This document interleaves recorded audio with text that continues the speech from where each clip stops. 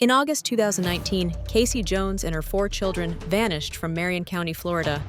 At first, no one panicked. Family members kept getting texts from Casey. But something felt off.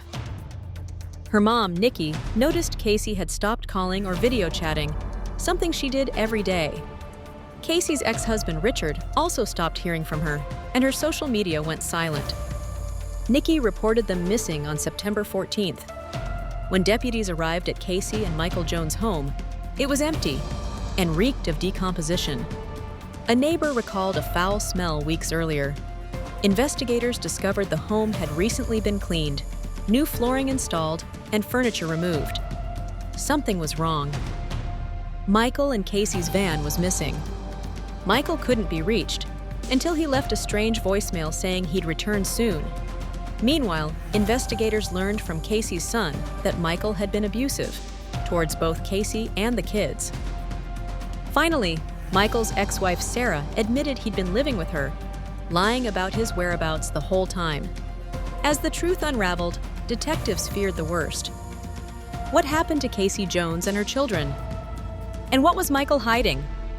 In 2019, Michael Jones Jr. shocked the nation with a horrifying confession.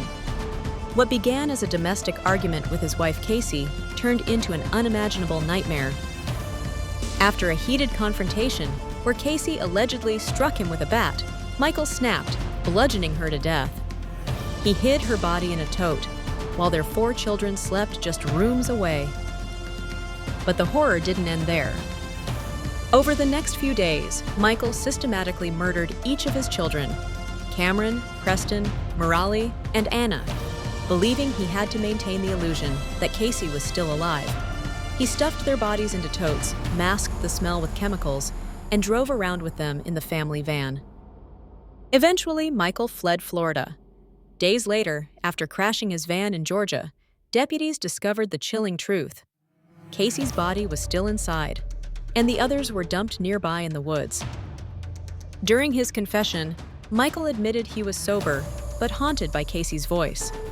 His defense later claimed mental illness, hallucinations, and brain trauma, but the jury saw through it. In 2023, Michael Jones Jr. was sentenced to death.